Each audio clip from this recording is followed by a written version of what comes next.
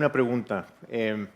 ¿Cuál sería un número razonable de muertes violentas para considerar que una ciudad es una ciudad segura o es una ciudad peligrosa? O sea, ¿cuál es ese límite? ¿5 muertes? ¿1? ¿8? ¿0?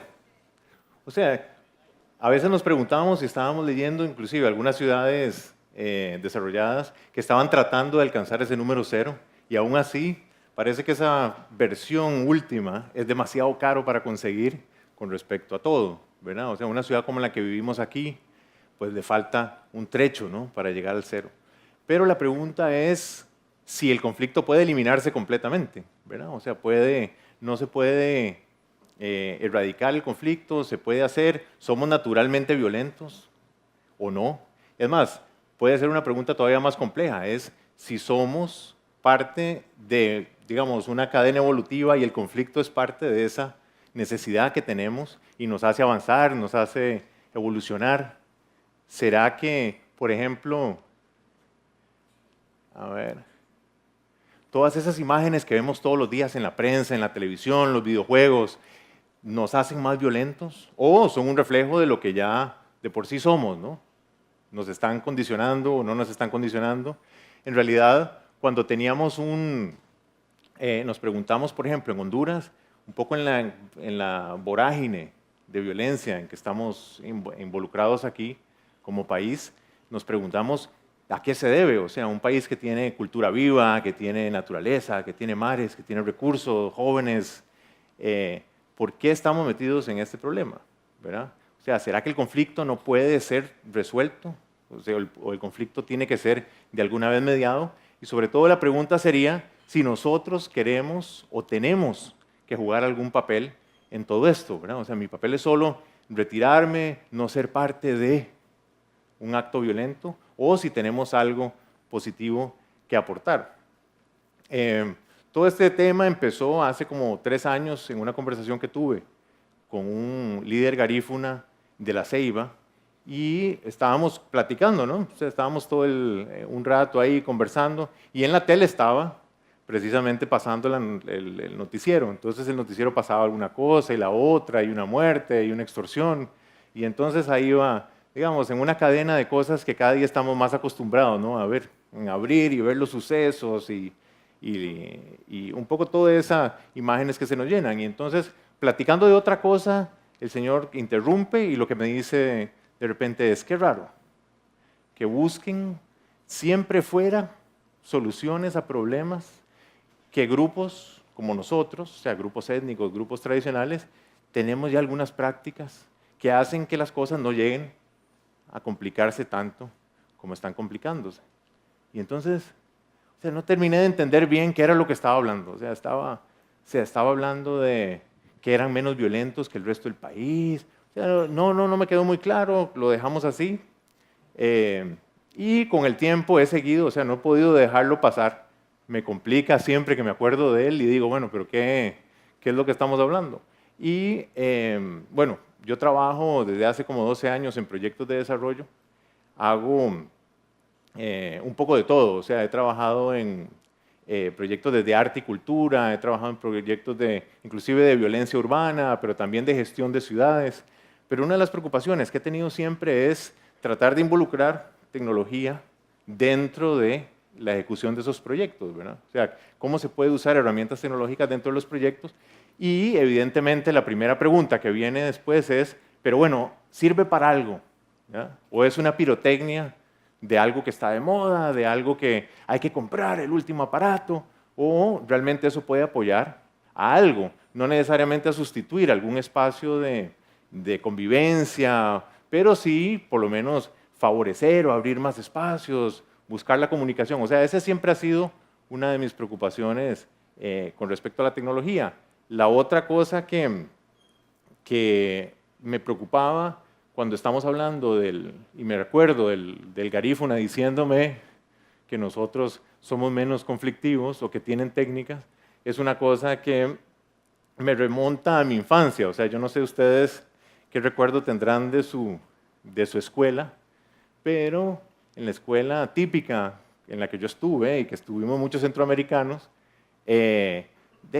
a veces puede convertirse en un campo de batalla, ¿verdad? O sea, son niños y se ven normales, inofensivos, pero ese campo de batalla puede ser muy duro, ¿no? O sea, donde estén ustedes localizados, eso puede ser complicado.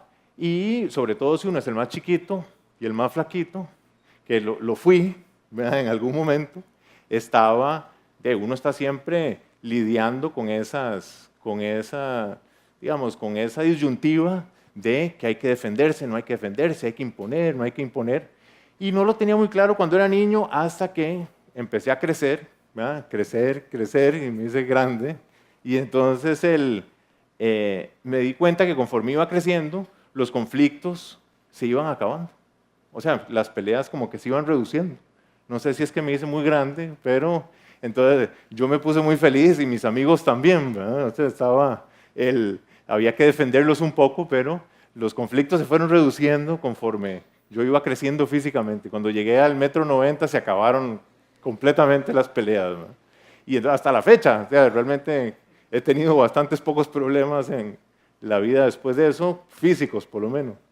Y es trágico, o sea, lo digo como un chiste, pero en realidad lo trágico es que nos enseñan a construir un mundo a partir de las diferencias. O sea, yo impongo mi tamaño, o mi fuerza, o mi dinero, y no trabajamos a partir de lo que tenemos en común. Entonces, en realidad, ese tema de que somos conflictivos o no, si somos naturalmente conflictivos, siempre era algo que yo empecé a asumir como algo natural, ¿no? Entonces, él me lo confronta y me dice, no, nosotros educamos distinto. Ah, ¿cómo? Y entonces, claro, ¿qué hice y por dónde pasé toda mi infancia trabajando? Cuando hace unos 3 o 4 meses decidí, o sea, seguía con ese tema, ¿verdad?, de las culturas tradicionales, y hay algo que aprender, algo que enseñar, y sobre todo en Honduras, que tiene tantos grupos que todavía sobreviven. Entonces el tema era, bueno, tratemos de averiguar un poco dónde está o sea, si hay una respuesta o no, o sea, no hay nada que perder y hay mucho, de repente, mucho que conocer y aprender de ellos. Empecé a entrevistar a algunos líderes, garífunas, misquitos, lencas, para preguntar precisamente eso, ¿no? O sea, bueno, ¿qué saben ustedes que no han compartido? Mentira, o sea, que sí han compartido, pero nadie los escucha. Y entonces fue una de las señoras que estuve preguntando, que era doña Gloria, una señora encantadora de un pueblo que se llama Guajiquiro. O sea, nótese que lo apunté en la mano porque no me lo pude aprender haciendo la referencia a la infancia. Aquí traje mi forro. Doña Gloria de Guajiquiro, La Paz, cuando yo le dije, doña Gloria, ¿pero qué hacemos? O sea, imagínese que hay, por ejemplo, varios barrios o colonias de ciudades como Tegucigalpa o San Pedro Sula, donde la gente se pelea simbólicamente entre ellos. O sea, hay un grupo que controla, la cosa está dividida y la gente le da miedo cruzar para el otro lado. O sea, realmente la cosa se fragmentó. Y entonces se lo preguntaba como, bueno, pero ¿usted qué se le ocurre? Digamos, como Lenca, que era ella. Y entonces me dice, bueno, pues hago un huancasco. Es un huancasco. Y entonces no sé si ustedes, aquí todo el mundo tiene que saber qué es un huancasco, ¿no? Hondureños, ¿no? Entonces yo, que ustedes no lo han notado, pero no soy hondureño,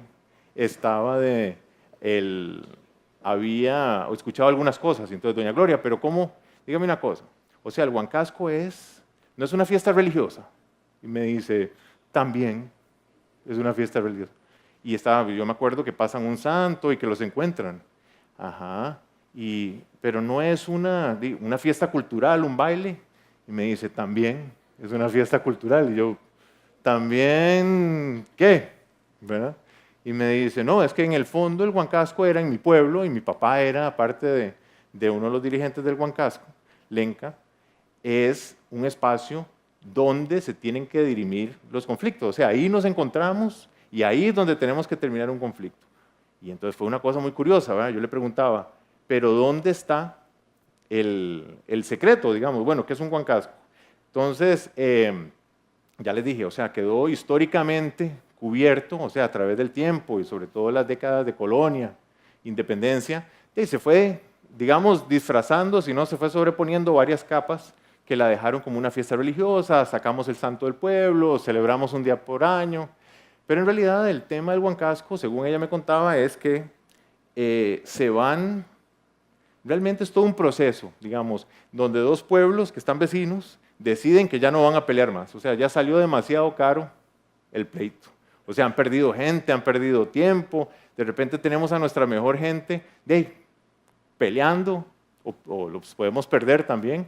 O sea, sale demasiado caro un esfuerzo, ¿no? O sea, el esfuerzo de la conciliación puede ser un esfuerzo bien importante, sobre todo en el tiempo. Entonces, el Huancasco tiene para ellos esa connotación. O sea, los pueblos se encontraban en un espacio neutral, negociaban y se estableció un acuerdo. O sea, no se podían ir de ahí hasta que no llegaran a una conciliación, ¿verdad? Entonces es muy importante un poco la mecánica. Esto es una mecánica que la estoy tratando de ordenar en mi cabeza, pero no sé si esto tendría sentido para ellos, pero bueno, yo se los pongo así a ustedes. O sea, hay una primera etapa donde ellos salen de su zona de confort, ¿verdad? O sea, estamos en nuestro lugar seguro, en nuestra casa, con nuestra gente, y ellos se salen, o sea, se exponen, yo me salgo, hablo, ¿verdad? Me encuentro con el otro en un lugar neutral, digamos, en la frontera.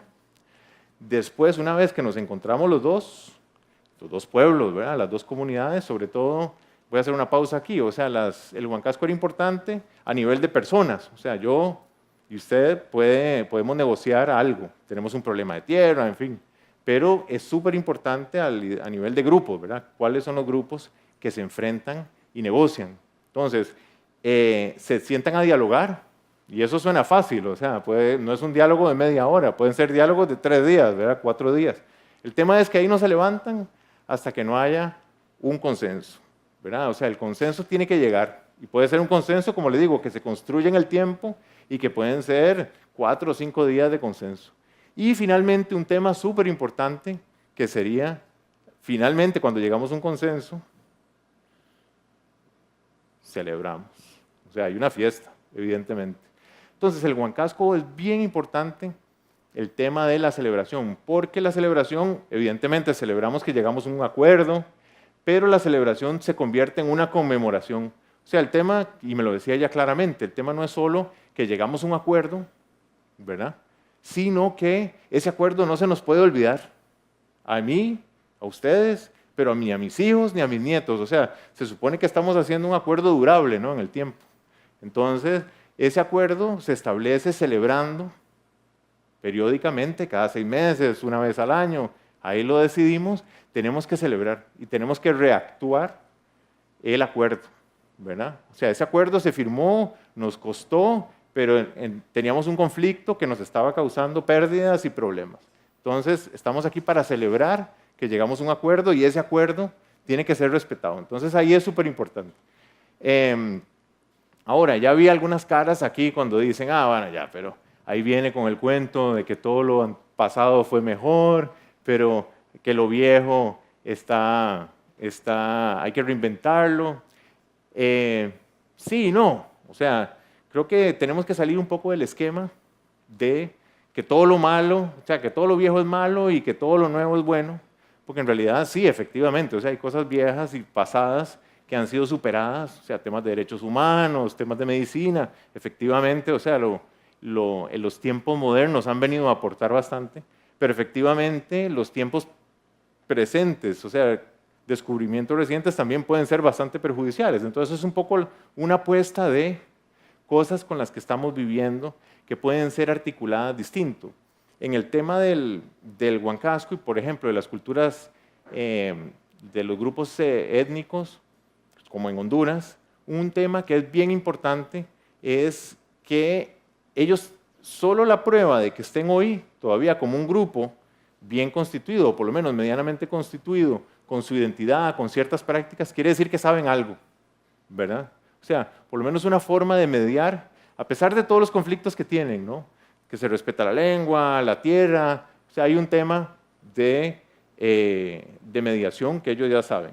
Entonces, una de las críticas que decía cuando uno expone, bueno, pero es que eran grupos tradicionales, te van a decir, no, pero eso es muy fácil, porque eso eran grupos pequeñitos que estaban por allá, un poco enmontañados. ¿Qué tiene eso que ver con una ciudad como San Pedro Sula, ¿no? O sea, esto es una urbe, hay un montón de gente.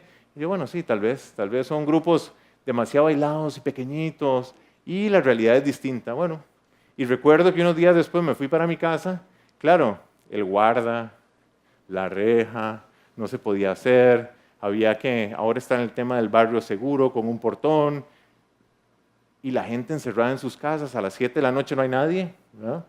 Y la gente queda aislada.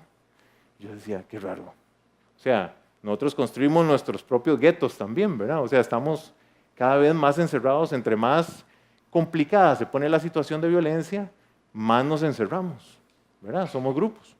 Bueno, acuérdense que estábamos hablando de la crítica de que vivimos en una ciudad y en una urbe y que hay cosas que no aplican. Entonces, uno de los temas que el Huancasco diría es, no, el tema de la fragmentación es un tema caro, ¿verdad? O sea, entre más divididos estamos, más fronteras tenemos, ¿verdad? Y más conflictos podemos tener con gente. Entonces, si realmente el tema es un tema de diálogo, ¿verdad? O sea, hay que sentarse a dialogar.